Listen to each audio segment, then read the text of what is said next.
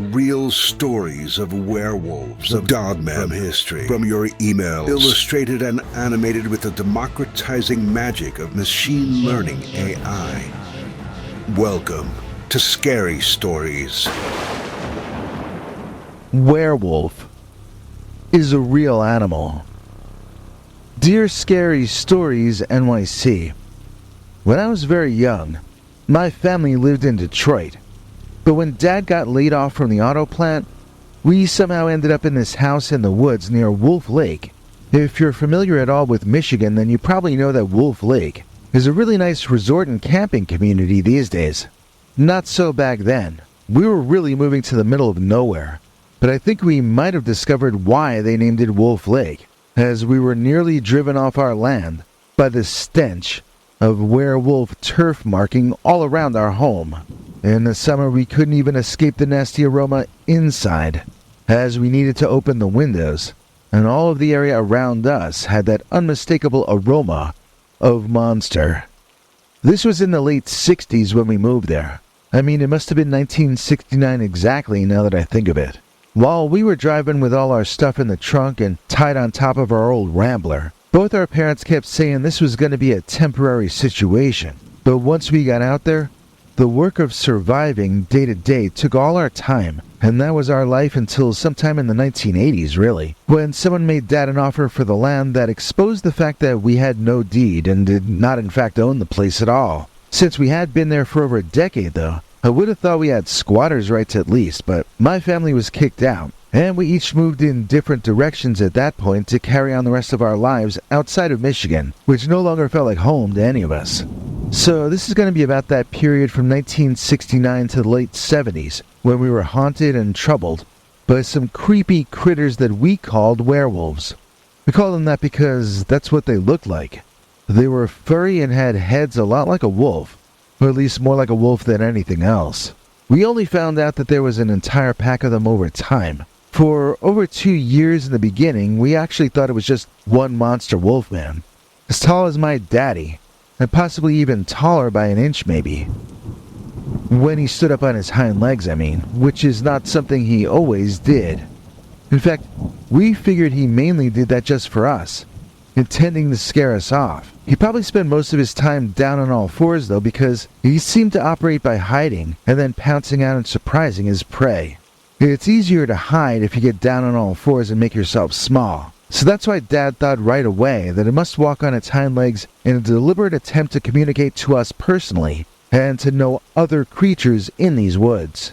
I've told this story enough times over the decades that I know I have to explain our situation out there, or you just won't understand the sighting encounter narrative. Our cousin had found the house for us, and he let us know about it, and he was squatting in it to hold it for us until we could get out there and claim it. It was abandoned when he found it, but he told us it had clearly been abandoned in a hurry. When he first discovered the place, there was old food on plates on the kitchen table, indicating that the family fled the home permanently while they were in the middle of a meal. Very strange. A bad omen. And it should have probably spooked us. However, we were moving from Detroit, and to us, this looked like a slice of heaven.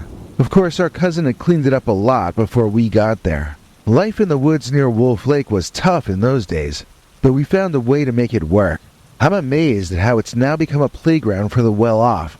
As for us, it was a journey back to the Stone Age. We literally became a hunter-gatherer clan so that we could subsist through that period. Our family divided the labor to survive. Dad took on hunting, Mom handled the foraging, and my younger sister and I helped out wherever we could. We made a good team, each of us with our own tasks and roles. There was no school. There were no friends. There was only day-to-day subsistence, staving off starvation one day at a time. Dad was the hunter, like I said. He taught himself to track deer and rabbits, setting traps and using a rusty old rifle that he found in the attic of the abandoned house that we took over. He'd go out early in the mornings, sometimes staying out all day. When he came back with meat, it was like a celebration. We'd help him skin and clean the animals, and Mom would cook up stews that made our mouths water. Deer meat was a staple, rich and filling, but rabbit was a treat, tender and mild. Mom became a master forager. She had an eye for finding food in the wild. She taught me and my sister to recognize edible plants and berries. Blueberries and raspberries grew in abundance, and we picked them by the bucketful. Blackberries were harder to find, but their sweet tart taste made the scratches from the thorns worth it. Wild strawberries were tiny, but bursting with flavor, a rare delight. We'd also gather roots. There were these long, pale roots that looked like skinny carrots. They grew in loose soil near the edges of the forest. Mom called them wild carrots, and they had a sweet, earthy taste when roasted. She'd boil or roast them, and they were a bit stringy, but satisfying, you know. There were also these fat, bulbous roots that grew near the swamps. They were tricky to pull out, but once cleaned and boiled, they tasted starchy, almost like potatoes. Mushrooms were a bit trickier. We didn't know their names, but we learned to recognize the safe ones by sight. There was a kind that grew on fallen logs, with a cap that was brown and ridged, and it tasted nutty when cooked. Another had a bright orange cap and a slight peppery taste. They were all delicious when sautéed in a bit of deer fat, their flavors deep and earthy, adding a richness to our meals that I remember as well as some gourmet meals that I've had in later adulthood.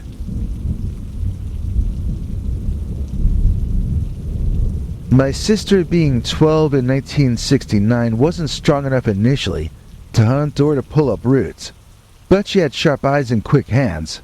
She'd help pick berries and mushrooms, always careful to take only what Mom approved. She'd bring back handfuls of wild greens like dandelion leaves and wild garlic. The greens added this slightly bitter flavor to our meals, balancing out the richness of the meat and the earthiness of the roots and mushrooms. We also fished in Wolf Lake.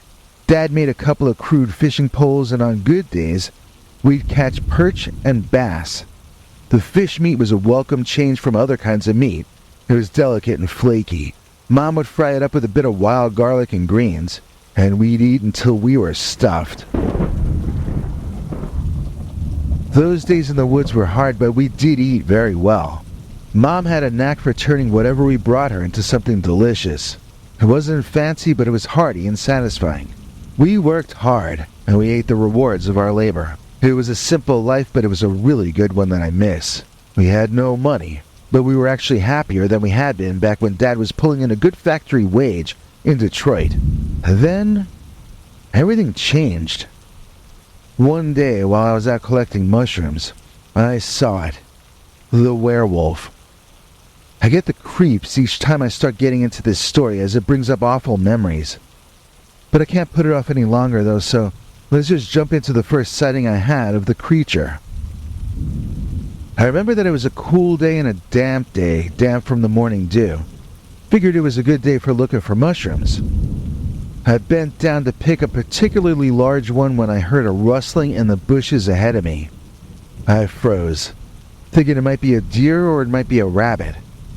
But what stepped out from the underbrush wasn't either. It was like a dog, but it was standing on its hind legs, and it was massive, taller than my dad. It had a head like a wolf's, sort of, with pointed ears and a long snout. Its fur was dark and matted, and its eyes glowed yellow, like there were little lights inside its skull. My heart pounded as I watched. I was too scared to move. It didn't seem to notice me, or at least it acted like it didn't notice me. It walked right across the path in front of me, on two legs like a man, like this was a normal thing for a canine to do. For a moment I was too freaked out to react. I just stood there, my breath caught in my throat.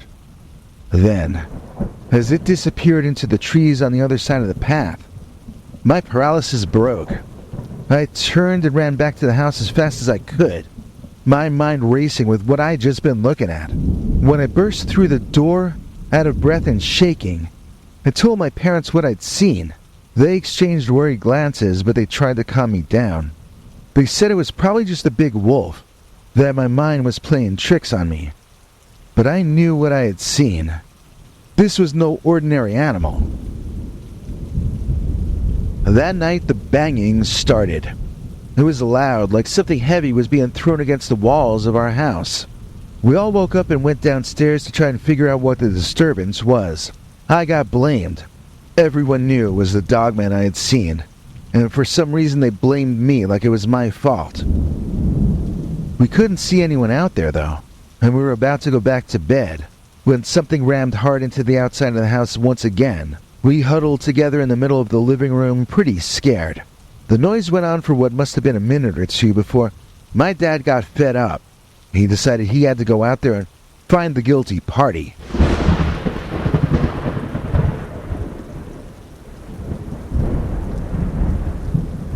Dad grabbed his rifle and flashlight, ready to face whatever was out there. He opened the door cautiously and stepped out, disappearing into the night. That was one of the scariest moments of my childhood, as the rest of us waited in tense silence, straining to hear any sound. After what seemed like an eternity, Dad came back inside looking pale. He told us he had found nothing but claw marks on the trees, and a lingering foul smell in the air. The next morning, the stench hit us. It was like nothing I had ever encountered before. This ammonia smell was strong, pungent, and it clung to everything. We searched around the house and found that the outside of the walls seemed to have been marked in urine by some animal.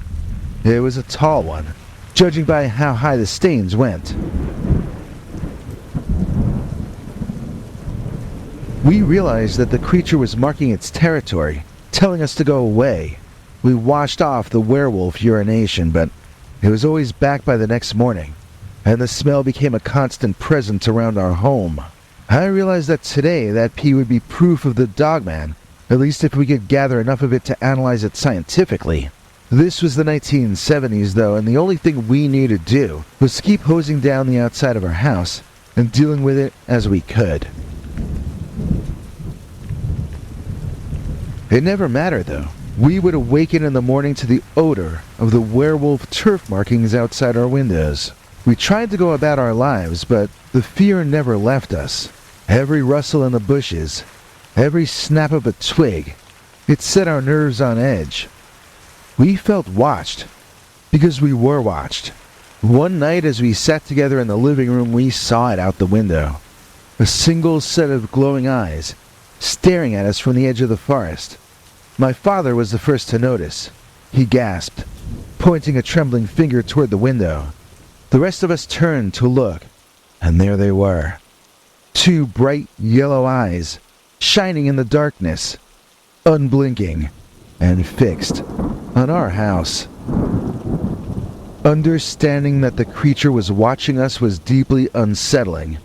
We closed the curtains and sat in silence, the air thick with fear. I don't think anybody slept very well that night. We stayed downstairs together in the living room, listening for any sound, any sign that that creature was coming closer. Then, Mom, peeking out a window, noticed a second set of eyes. She alerted my dad, and he grabbed his weapon and slowly approached the curtain, pulling it back just enough to use the scope to look outside. His face went pale, and there were definitely now two sets of glowing eyes, both watching us from the edge of the forest. The fact that there was more than one creature changed everything. Our fear deepened, and we felt even more vulnerable. We were no longer dealing with a single monster, but now a pair of them, possibly more. We fortified the house as well as we could, but it felt like a losing battle. The creatures were out there, and they were watching us like they owned us. The next shoe to drop was the realization that there was an entire pack of them out there. Mom was looking out the windows, scanning the darkness for any sign of the creatures, and suddenly she let out a small cry and backed away from the window. "There's another one," she whispered, her voice trembling. We all rushed to look, and there they were. 3 sets of glowing eyes, all staring at us. Then we noticed a 4th pair, and the 5th. The floodgates had opened. We realized that there was a pack of these creatures out there, hiding in the dark and observing us. The thought was pretty devastating. We knew now that we were outnumbered, and the creatures seemed to be getting bolder. The emotional toll was immense. We began to wonder if we could continue to survive in this area. The woods that had been our sanctuary now felt like a prison, surrounded by unseen predators. As the years passed, the tension grew. Dad, ever the determined hunter, refused to give up. He continued to go out every day, hunting for deer and rabbits. When I became old enough, I joined him. But it became clear that we weren't the only ones hunting. The werewolves were out there too, competing for the same game. One evening, Dad came back with a story that bummed us out. He had been tracking a deer, following its trail through the woods. As he got closer, he noticed fresh tracks, paw prints, much larger than any wolves. He knew then that the creatures were hunting the same deer as him. He pushed on, determined to get to the deer first, though. Well, he did find the deer eventually, or what was left of it. The carcass had already been eaten, the less details the better. The werewolves had beaten Dad to the meat. And as he stood there, staring at the remains, he told us that he felt a presence behind him. He turned slowly, his heart beating like Gene Krupa on drums. And my dad saw one of the creatures watching him from the shadows. It didn't move, didn't make a sound. It just watched him, with those piercing yellow eyes. Dad said he raised his weapon, but the creature disappeared into the forest before he could even take aim. Backing away slowly, keeping his eyes on the spot where the creature had been, Dad made his way home. When he told us what happened, we knew we were in serious trouble. The werewolves were not just a threat to our safety, but they were becoming a threat to our survival. If they were going to eat our meat, we were going to have to move. The banging on the house at night became more frequent, and the smell of urine grew stronger. We found more claw marks on the trees, and the ground around the house was trampled and disturbed. It was clear that the werewolves were marking their turf, and they were starting to succeed in driving us away. The nights were the worst. The constant noise and the fear of what was lurking just outside kept us on constant edge. One particularly bad night, we heard my sister scream from her room. Dad grabbed his rifle and we all rushed to her door. She was standing on her bed, eyes wide with terror, pointing at the window. The screen had been torn out, and there were deep claw marks on the window frame. She said the creature had reached inside, its massive hand inches from her before she screamed. Dad shone his flashlight out the window, but all we saw was the dark forest. The creature had withdrawn and disappeared into the night. We reinforced the windows and stayed together that night, but the sense of violation lingered. The creatures were becoming bolder, invading our home in ways we had never imagined. We were at our wits' end, and we were living in constant fear. It seemed we would never be able to find any peace. We contemplated leaving, but we didn't have any place to go. This was our home, as rough as it was, and we did not want to abandon it. But the relentless harassment from the creatures was starting to seriously wear us down. Then, one day, the disturbances just stopped. It was sudden and unexpected. The banging ceased, the smell of urine faded, and we no longer saw the creatures lurking in the woods. There was a lot of development going on in Michigan during those days, and a new facility, the Muskegon County Wastewater Management System, was being built nearby. The construction, which took over some of the forest and some of the swamp, likely is what drove the creatures away, displacing them from their territory. We speculated that the land they had been living on might have been where that facility was built. We never found out for sure, but that seemed the most likely explanation. This experience left a lasting impact on our family. The woods, once a place of hope and survival, had turned into a source of nightmares. Because, as I stated right at the beginning, the werewolf is a real animal.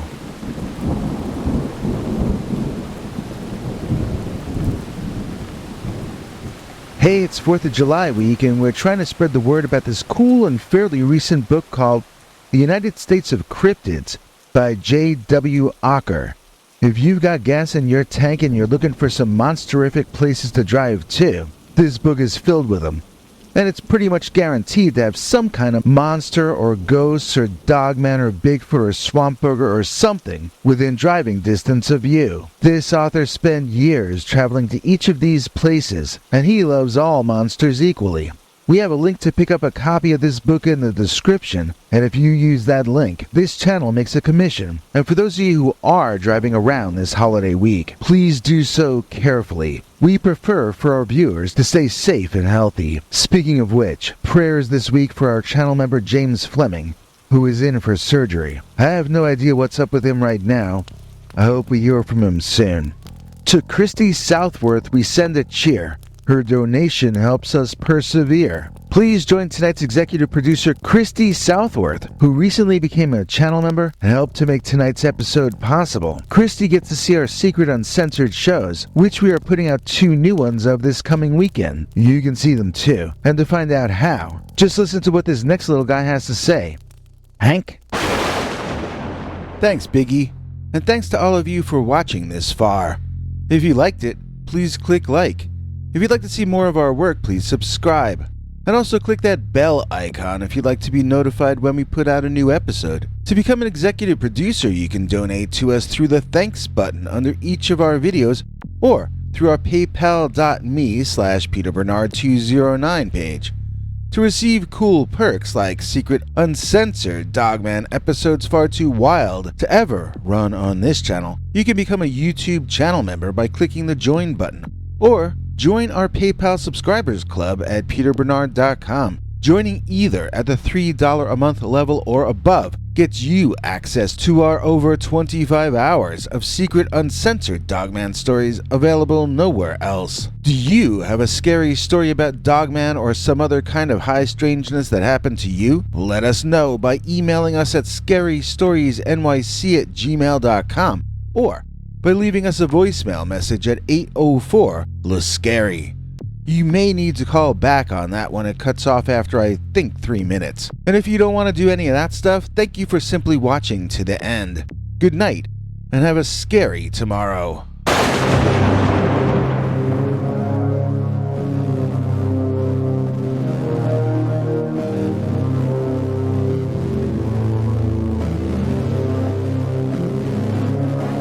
Come back for more scary stories.